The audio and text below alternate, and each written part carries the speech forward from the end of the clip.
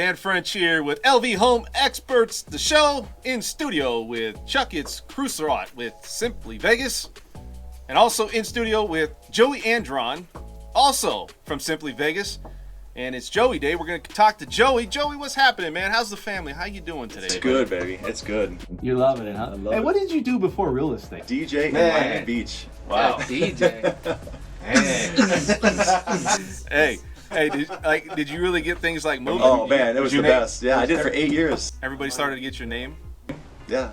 Oh, yeah? Absolutely. Oh, okay. Dude, you must have been a playboy. Oh, dude. Hey, he's married, so he can't be talking about that. Your wife isn't listening, right?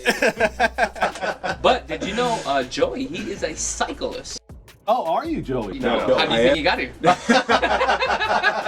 You need a ride? Need a lift?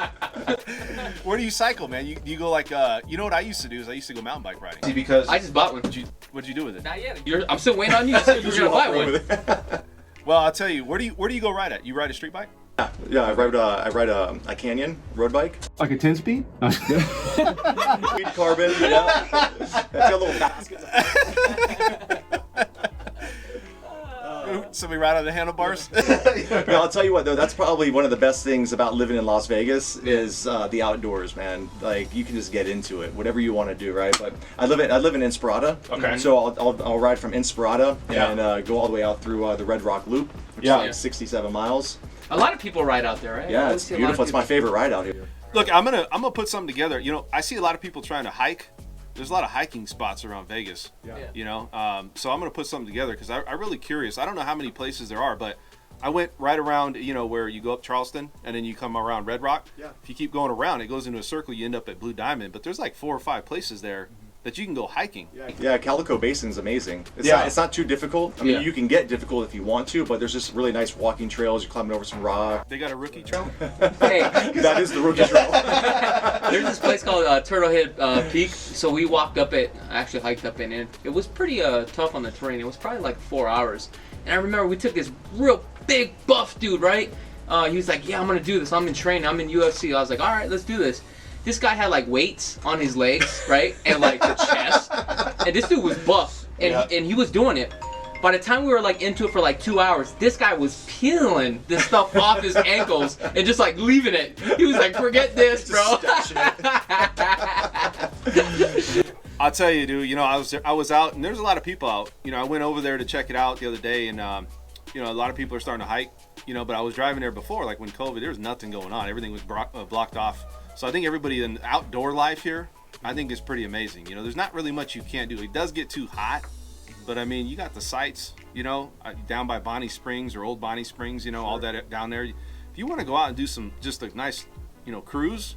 You know, not just cruising the strip. There's some nice views out there, man. Angel Falls, which is really nice. When the snow runs off, you can see the waterfall. Yeah. The waterfall. Yeah. Yeah. It's really cool up there. So anyways, let's go back. We were talking about the real estate side of it. Chuck, first off, if people want to get a hold of us, Chuck, what's that number again? 702-257-5396. Again, that number is 702-257-5396. Okay, so Joey, let's talk about a couple things. So we were talking about some unrealistic people out there trying to make offers, and we want to get right back into talking about what's happening with this whole COVID and forbearance thing and all this stuff that's gone on.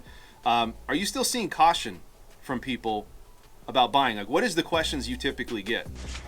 So I'm finding a lot of people that are, I wouldn't say a lot of people, but there's a good amount of people that are concerned about what's going to happen towards the end of the year, right? They're like, you know, after this forbearance happens, now reality sets in. Are they going back to work? After that money's cut off, are they going to be foreclosed on? Right. Is there going to be a flood of foreclosures that are going to hit the market? Well, I mean, I don't think it's going to take place because if you take a look at Freddie and Fannie Mae, I think they almost hold, like 40% of all loans right now? It's like, I don't think the federal government is going to want our market to crash. I don't think so either. No, I think they're going to do everything they can to sustain it, you know, and I think that's where we're at. But I think a lot of people still think that, you know, it's doom and gloom and we don't know what's going to happen. And so you wait to the end of the year.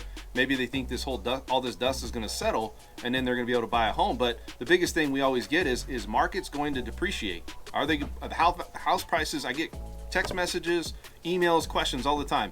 When is the market going to start going the other direction and go down? And I have no idea. But I don't have an idea either, but I'll tell you what, the way this market is right now and how our phones are ringing off the hook and now these buyers are coming in, I don't see it slowing down. And I don't see that we did have a slowdown last month. Yeah. Right. I mean, we saw the reason why we have 3.2 months of inventory is because people canceled their listings. Yeah. They didn't know what was going to happen, and they have a ton of equity in their home. They're not in a distressed situation where they have to sell. It's a fire sale. They just pulled back. Yeah. So now you see these people. Now things are starting to pick up, and I think, like I said, it's like a whiplash. Yeah. Our market's just going to take off again.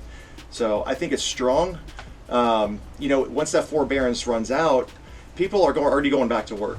Yeah. And a lot of these people, you see these corporations that let people work from home, and now they're seeing that people are productive. Yeah. Now they have satellite offices. They can work from anywhere. Isn't that crazy? Yeah. well, I mean, let's talk about, some people listen to the show, and I think they get a lot of good information, and some people are a little biased that maybe they think that the market is still going to have some issues. And they might also think that, listening to us, we're a little biased that, hey, everything is going to keep going. But you guys are living in it. You're in the trenches. Yeah. So, I mean, we're not just giving you this information because we want you to, be all happy and everybody's buying a home. Look, everybody doesn't go out and buy a home, but we have a high volume of people still interested and still making offers. And we just go off of what the experience. What's going on right now. And so it's just really about the trenches. If it was going the other direction, we'd come on here and say, hey, it's just not working out, But it's just, but at the end of the day, everybody's buying still, I see it all the time. I mean, you guys do a ton of new homes, right?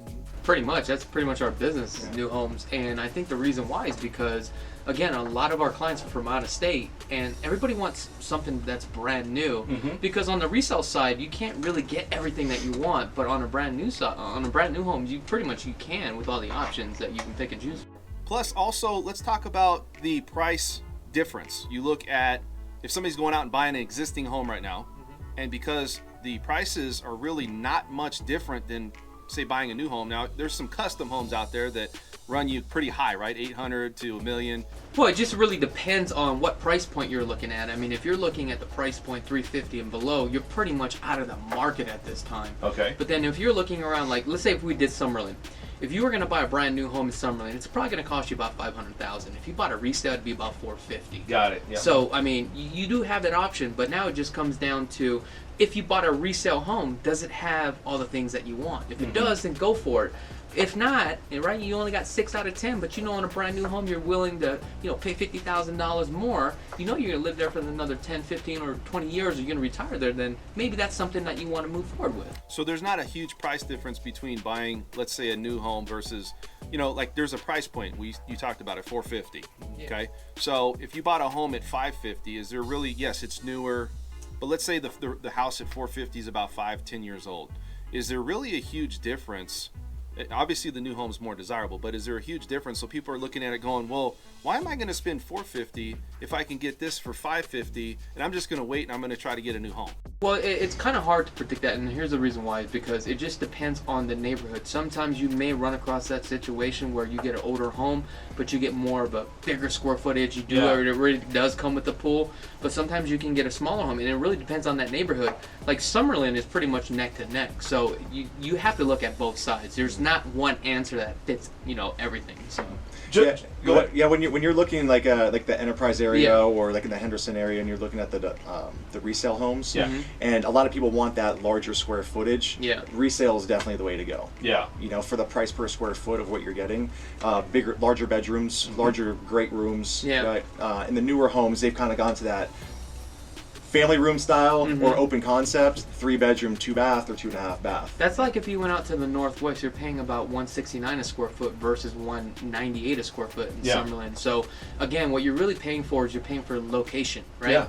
But if you went out into the Northwest, I mean, you got Sky Canyon, that's a new master plan community, but here's the thing, it's not as established as it is, in Summerlin, but if you're willing to take that gamble, that chance, and if you can see what's to come, right, you're going to get more bang for your buck. But that's why I say you got to go outside that neighborhood, because you got to see if you like the things around that neighborhood. Does that fit and suit your needs? Call in now, guys, if you guys have any questions. Financing or real estate, we can answer those questions, all your needs. 702-257-5396. Joey, I want to ask you a question. All right, so you live in Henderson, right? Is it Henderson or is it okay? Inspirado. So, obviously you like Henderson. Do you like Summerlin equally? A lot of people don't. There's a big disconnect where it's like he lives in Henderson. Well, but it's the house he's living in. Maybe he wants to choose the house, right? It's a great question. So I love Inspirada just because I have a 3 and 5 year old. Yeah. Right? It's parks and recreation. You have 3 brand new schools out there, Yeah. 2 charter schools. It's amazing, right? Yeah. And the growth is insane right now. So when I bought my house back in 2015-ish, 2016, they had another 8,000 homes that they were building. Who'd you buy with? KB. Oh, nice. So I bought KB. For me, it was a perfect house for me. Mm-hmm. At that time, my base price was $290. Wow. I got it for $330. Yeah. Hey, that's great, man. But you got like you said, you have Yeah. to look. You have to be able to look into the future. What is that development going to Yeah. look like? Like Sky Canyon. Sky Canyon has master plans all around it that Yeah. that are sprouting up. So that's a great location for the Yeah. future. So Inspirada is the same deal. Mm-hmm. I love it. I see the growth there, and Summerlin is definitely my number one. I